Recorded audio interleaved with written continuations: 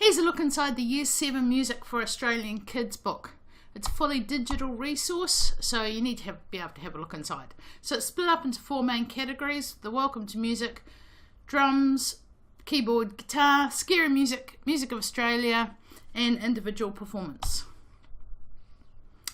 So connected to all the Australian curriculum things. It's got layout for each chapter. Ideally there would be a spot in all of those things across every chapter, but the world doesn't always work that way. So as I say, fully digital resource. It's an interactive PDF.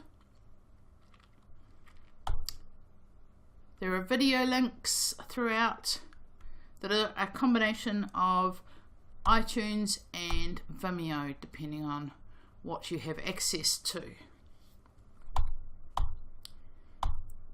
Okay, so all these blue boxes are where students can fill in details. They can then save those. Oops. My name. There we go. That's better. My name is Jenny. So they can save those, whether they're answering questions. I won't save that. Whether they're answering questions or whatever they're doing on particular pages. Listening skills. So this is the first link in the book. This one's a particularly silly one. Village people versus the minions. Who knew? But it's all good fun. So this is obviously Year 7. This is their first listening task.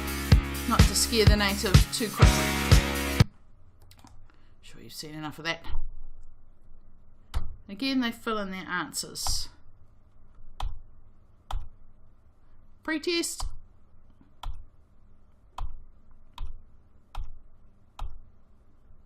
Okay, rhythm and drums. So obviously this is where we teach all the rhythm theory. Now these sections, for an oral section, is where they do need a teacher. Most of the resource is student driven and they can do it mostly themselves. But the oral section, they do need the teacher to be clapping their rhythms. I've written the rhythms there for them. Don't even have to make up your own rhythms.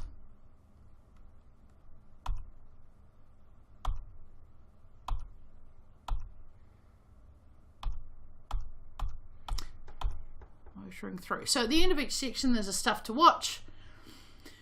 And these are links, just interesting links to do with whatever topic has gone before.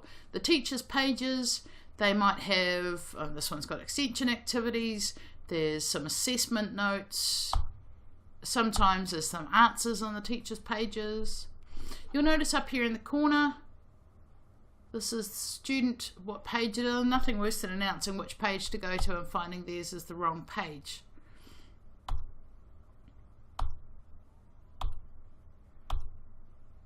Now these sections here where we have the staves, there's several ways of doing that. If students are on an iPad, then they can use an annotation app to write on top of those staves.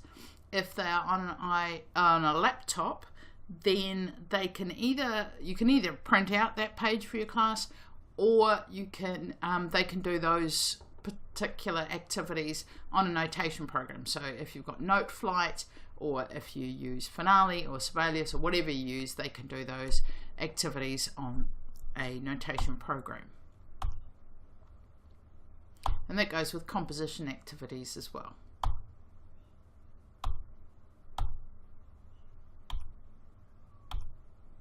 Now you'll see here in the corner there's a little owl.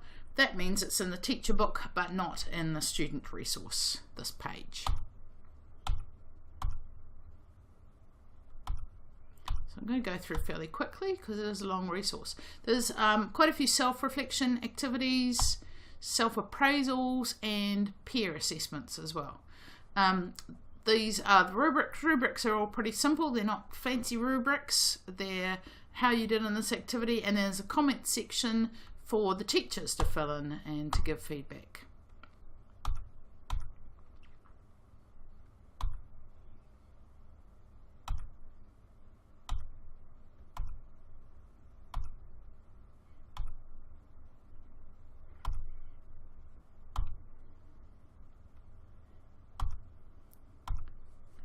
So the aim of there's no printed version of this book. It's fully digital research. It's an interactive PDF. So it gets sent to your school. I'll email it to your school. They tend to do 2 separate emails, and they seem to go through at about 4 megabytes. So we haven't had too much trouble with school systems. So this is the scary music section, and it's looking at elements of music. I call them ingredients because it makes more sense to me. And of course minor chords, because they're the scariest of them all. Group compositions.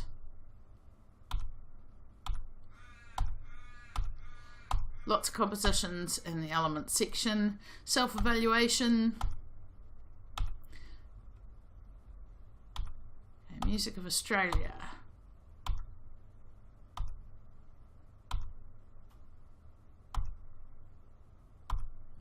Now I've suggested that you buy two albums in this book, and one of the albums is this particular one, Zoo Music, by the Moving and Grooving Orchestra in Melbourne, and by the compositions by Ken Schroeder. So they did a concert in the zoo, and so the pieces are all based on the animals and all very nicely programmatic for zoo music. So that's a really good album to have. The second one is this, the Hush 13, which again is an Australian CD, a Tasmanian Symphony Orchestra, and there's several pieces from there to have a look at. So if you're going to spend your budget on music, which of course you should, then Australian music is best of both worlds. And lastly, we have the performance section. So looking at some practice skills, some presentation skills. These video buttons here take you to embarrassing videos of me. This one's a particular bad one of doing a bad performance. All the things not to do. It's called Concatino by, I don't know, somebody. Yeah, and I haven't really done any practice on it, so I'm just going to play a little bit of it because I only know. We've all met that student. Maybe you haven't, in which case I'm very envious. And again, assessment schedule for their individual performance. And some random cover activities to finish it. So that's your look inside the Year 7 music for Australian kids.